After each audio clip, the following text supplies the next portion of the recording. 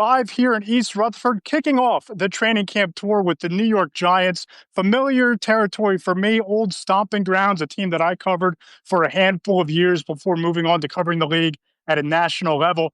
Really uncharted territory for the New York Giants in that there is suddenly some legitimate optimism, some legitimate buzz, some legitimate excitement about the young players, especially on this roster. And there was just a different vibe to this place and to this team today in practice. And so much of what the Giants are hopeful about going into 2025, so much of what they're optimistic about is the quarterback room that they've built around Russell Wilson and Jameis Winston and Tommy DeVito coming back. And they trade up to draft their guy they believe can be a franchise quarterback eventually in Jackson Dart.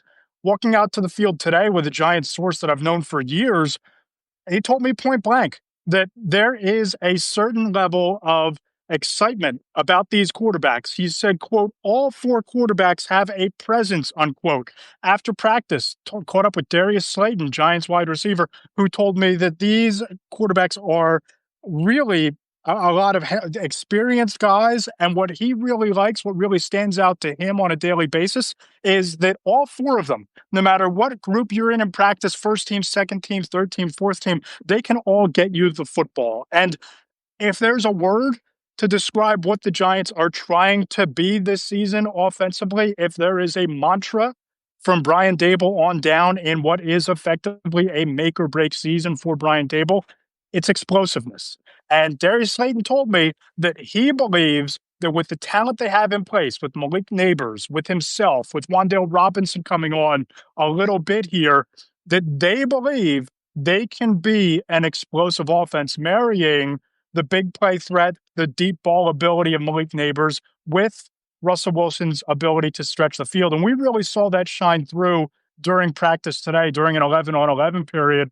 Russell Wilson faked a handoff, rolled out to his right, and then just launched a perfectly placed ball down into the corner of the end zone, 60, 65 yards downfield. I believe it was Neighbors who made the catch. Couldn't really tell because of how the players were standing on the sideline and the bodies. But from my vantage point, very clearly a catch, very clearly a throw that was right on the money from Russell Wilson, and the kind of throw that the Giants hope and believe can be the hallmark of their offense. Now, obviously, what you see on the practice field at the end of July isn't always how things take shape in September, October, November, December, especially with this brutal schedule the Giants have, number one strength of schedule in the league. But when you look up and down this roster and you see some of the talent on the field, Abdul Carter arriving as the number 3 overall pick, Brian Burns, Kayvon Thibodeau, of course, Dexter Lawrence is back. The defense, there's the making of a defense that can be disruptive. And even if the wins don't start to stack up for the Giants, they're going to be competitive. They're going to be in games because of the talent on defense, especially up front, especially when you talk about those edge rushers being disruptive. And it's not just the big three, right? You can talk about what Abdul Carter did at Penn State. You could talk about the early returns of him being a freakish athlete, and that's shining through on the field during OTAs and mini camps this spring and now into the first 7 practices of training camp.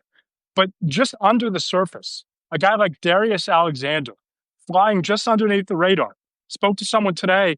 They're really high on this kid. And when you're watching this defense, when you're watching the defensive line, 3rd-round pick out of Toledo, stepping into a leadership role, even as a young player, trying to absorb everything, trying to, when he can, pick his spots to step up and be a vocal leader.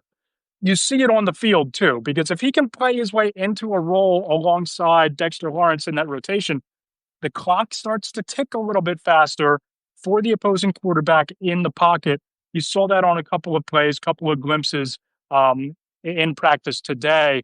I thought this offense kind of showed what they could be. The defense, it's obvious that Abdul Carter is going to wreak havoc. It's obvious that Brian Burns is Brian Burns.